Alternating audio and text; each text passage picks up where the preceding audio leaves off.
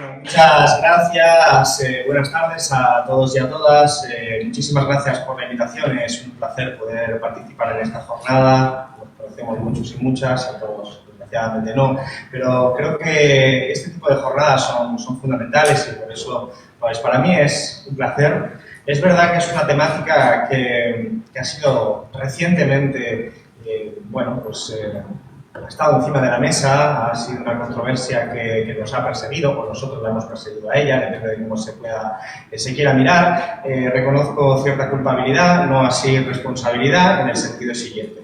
La verdad es que en el Ministerio de Consumo hemos tenido siempre muy claro que nuestro objetivo, nuestra forma de entender las políticas públicas era algo que aparentemente es muy sencillo, que es trasladar la evidencia científica o el consenso científico a política pública.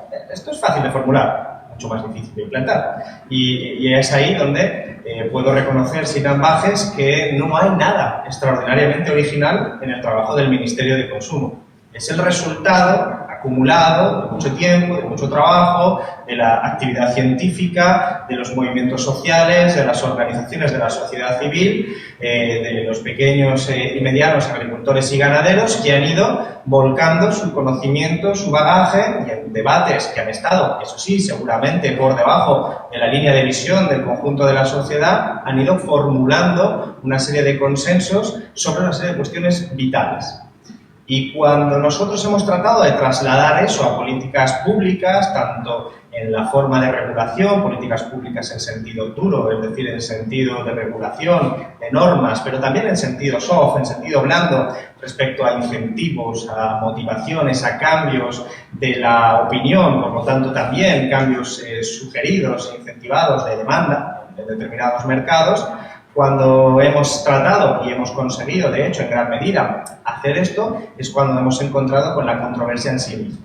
Podría no haber pasado nada, podría haber pasado que la gente entendiera pues, que era efectivamente una política científica que se traducía en política pública y que, por lo tanto, pues, entraba dentro del ejercicio convencional. Las razones por las que esto se desarrolló de esta manera son probablemente múltiples. Alguna tiene que ver con la conformación del ecosistema político de nuestro país y la forma tan desagradable que tenemos de entender el debate colectivo. Pero probablemente hay otra que tiene mucha importancia y es el hecho de que tocó hueso. Tocó hueso uno de los temas que condensan mejor gran parte de las contradicciones del sistema agroalimentario mundial, no solo español. Y es que condensan gran parte de las contradicciones porque estamos ante una crisis ecosocial, según nosotros la entendemos. No es solo una crisis ecológica en un sentido puramente técnico, sino que está cruzada de impactos asimétricos en el cuerpo social, en el tejido social, en la estructura de clases. Sabemos esto también por la evidencia científica. Sabemos que enfrentamos una crisis ecosocial que ha desvelado algo que, por otra parte, para muchos y muchas era de sentido común previamente, pero que empieza a imponerse en el sentido común nuevo después de esta información, que es que existen límites planetarios que no solo obedecen fenómenos más conocidos como la limitación de recursos fósiles, de energías procedentes de combustibles fósiles o la limitación de recursos naturales, sino que existen otra serie de límites planetarios que, digamos, enmarcan el ámbito de lo posible en la política y dentro de los cuales estamos obligados a vivir. Y además digo obligados en un sentido fuerte, en el sentido en el que las sociedades que actualmente están desbordando varios de esos límites planetarios, tarde o temprano vamos a aterrizar dentro de esos límites planetarios. La cuestión es cómo se va a producir eso. Si lo vamos a hacer a partir de una ordenación de nuestro funcionamiento económico y político y, por lo tanto, inspirado por valores democráticos de libertad, de igualdad, de fraternidad, o si lo vamos a hacer con otras fórmulas sociales que no necesariamente son compatibles con valores democráticos.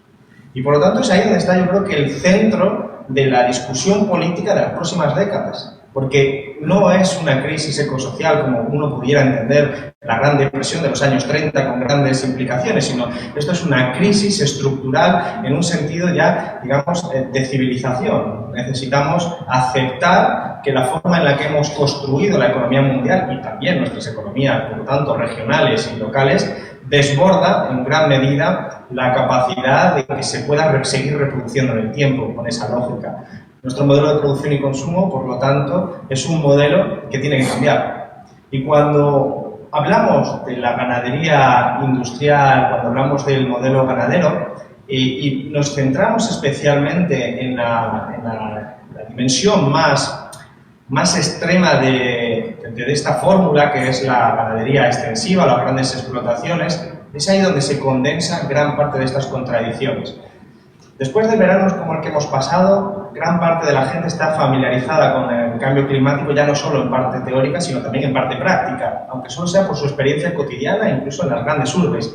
Pero la realidad es que la crisis ecosocial va más allá de la cuestión meramente climática, que por supuesto no es solo una cuestión de temperatura y de percepción, sino también de distorsión de los cultivos, de la ganadería, de muchos aspectos del sector primario y de otros sectores económicos, sino que la crisis ecosocial tiene que ver con la pérdida de biodiversidad, tiene que ver con la contaminación de suelos, con la contaminación de ríos, tiene que ver con la eutrofización en general, como decía, tiene que ver con la acidificación de océanos, tiene que ver, en definitiva, con muchos elementos ya puestos encima de la mesa por la ciencia. Y por eso decía que expresión paradigmática de este tipo de crisis ecosocial son las grandes explotaciones, también comúnmente llamadas macrogranjas, porque son las que han permitido que mucha ciudadanía se dé cuenta, por ejemplo, en esos municipios cercanos a estas grandes explotaciones, el impacto que tiene económico, por lo que quiere decir de desplazamiento de explotaciones tradicionales, que se ven claramente sin capacidad de competir contra estas grandes producciones.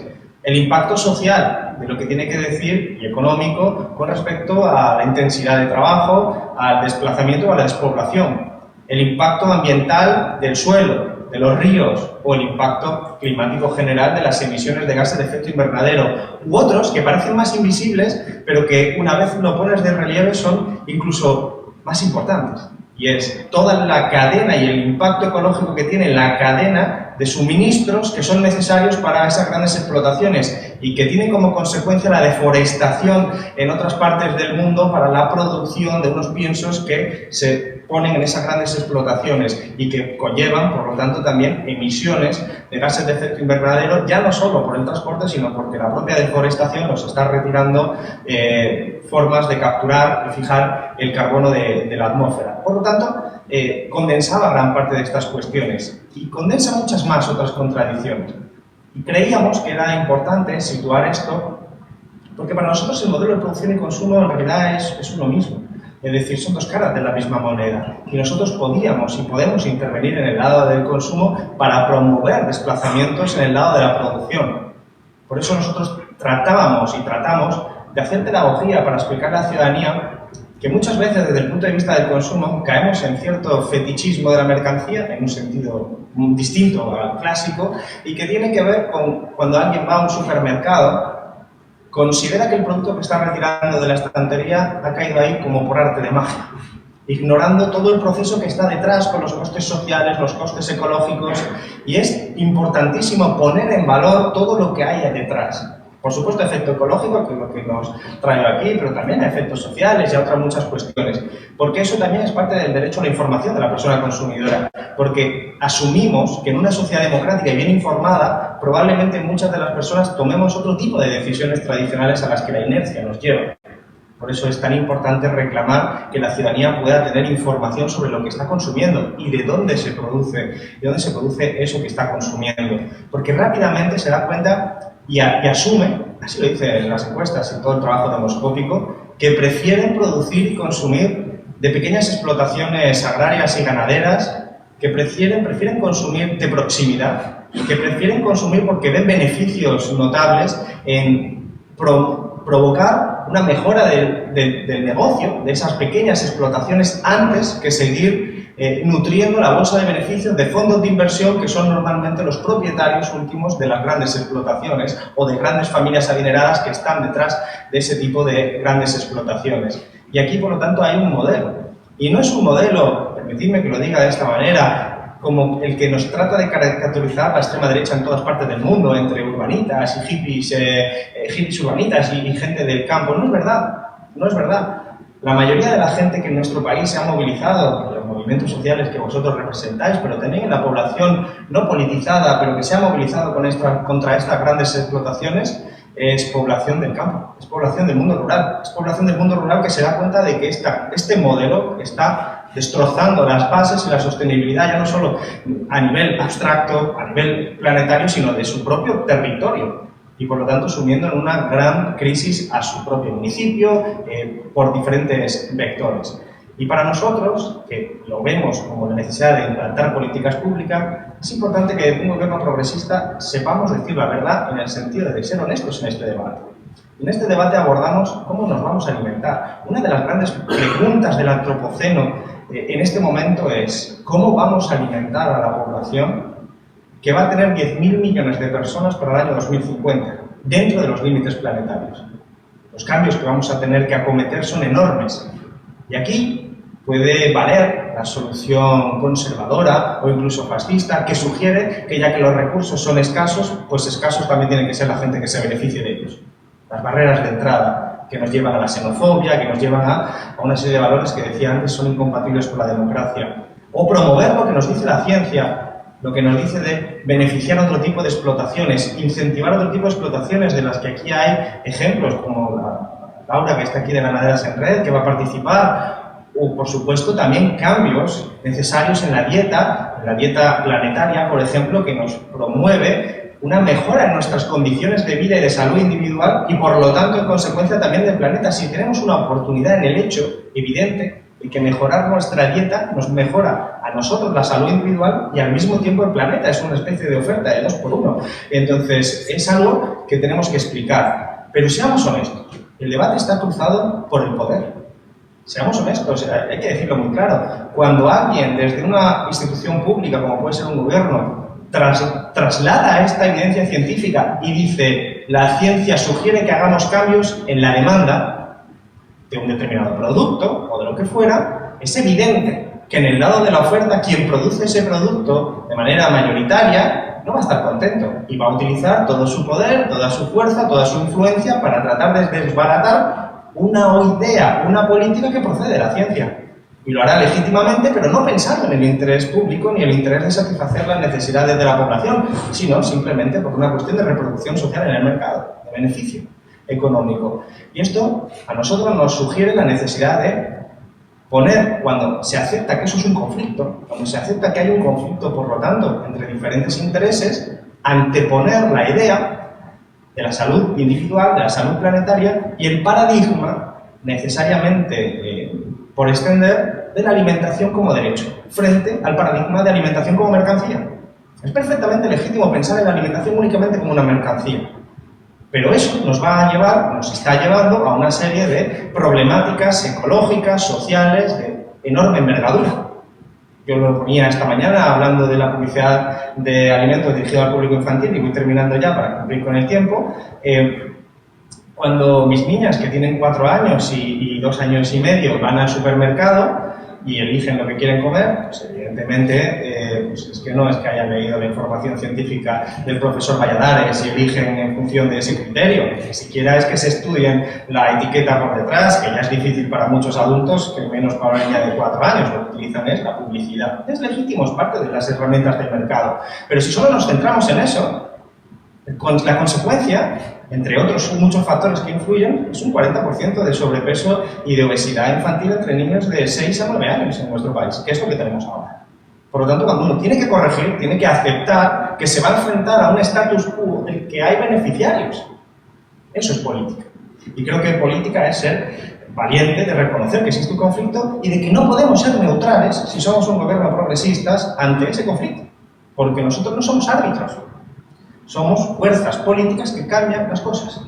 Y por lo tanto, como pretendemos cambiarla y afrontar la crisis ecosocial, tenemos que entrar en ese conflicto no como árbitros, sino apostando claramente por un paradigma. Bueno, pues como sabéis, estas controversias nos llevan a lo que decías, como fueron 15 días de titulares, 15 días, bueno, de política incendiada. No es para tanto, aquí estoy, ¿eh? O sea, que la vida continúa, pero es una permanente lucha, es una pugna por hacia dónde vamos. Y yo creo que estamos consiguiendo convencer a gran parte de la ciudadanía. De hecho, gran parte de los negacionistas climáticos, que no son solo los que niegan el cambio climático, sino quienes lo saben y no hacen nada, también para mí son de esa categoría, aunque académicamente no sea muy preciso, yo los meto en esa categoría, porque al final va al mismo punto.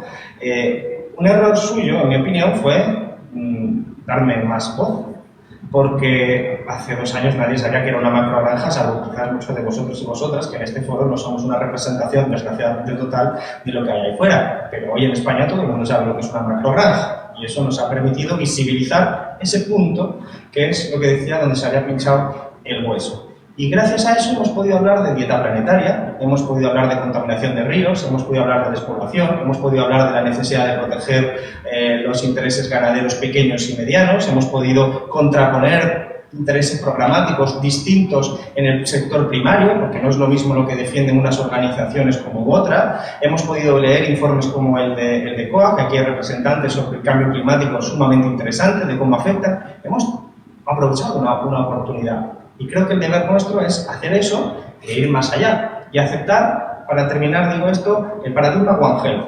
Porque a veces, y lo vivo en la propia gestión cotidiana del gobierno, da la sensación de que quizás la herencia cartesiana nos ha llevado a pensar que todos los compartimentos son estancos, ¿no? Tú te encargas de este negociado, tú del otro, y no tenéis vinculación entre vosotros. La realidad nos ha demostrado ser bastante más tozuda, más compleja.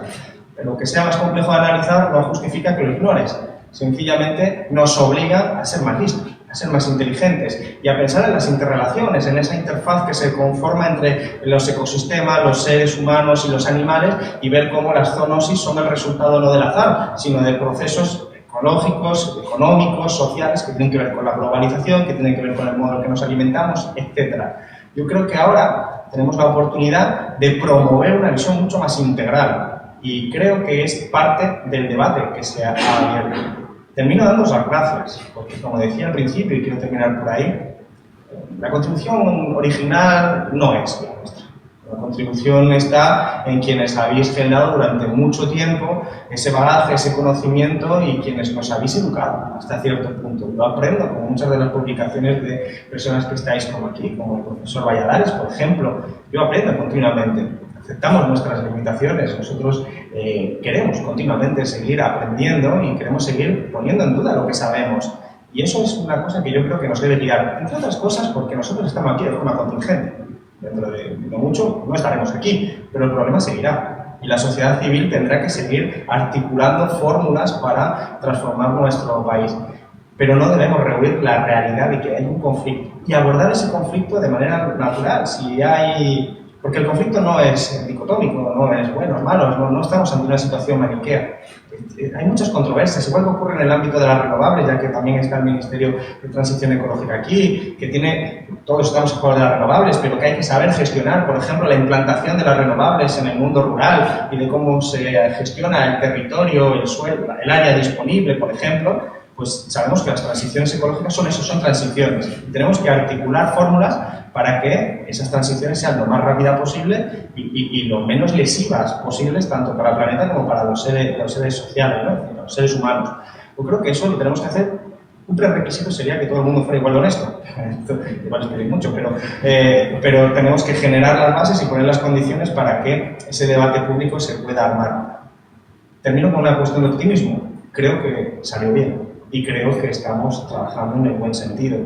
Las encuestas además nos dicen lo mismo, o sea que no creáis que he hecho así y he especulado al aire, es decir, que creo que la ciudadanía está crecientemente concienciada con esta problemática y empatiza con la gente que lo está sufriendo especialmente en primera línea, pero también empatiza con una realidad que ya no es solo la de las siguientes generaciones, sino la presente. Así que muchísimas gracias, ha sido un honor participar con esta breve palabra, perdón si me he extendido, porque tengo tendencia a no parar, así que muchísimas gracias y que sea una buena jornada. Perdonad porque me disculpo, porque no me voy a poder quedar porque tengo tarea, pero me hubiera encantado. Dejamos al compañero José Verde aquí, en representación del Ministerio de Consumo también, pero lo dicho, muchísimas gracias y ha sido un placer, y que sepáis que soy un servidor público, lo que significa que cuando queráis, pues ahí estaremos. Muchas gracias.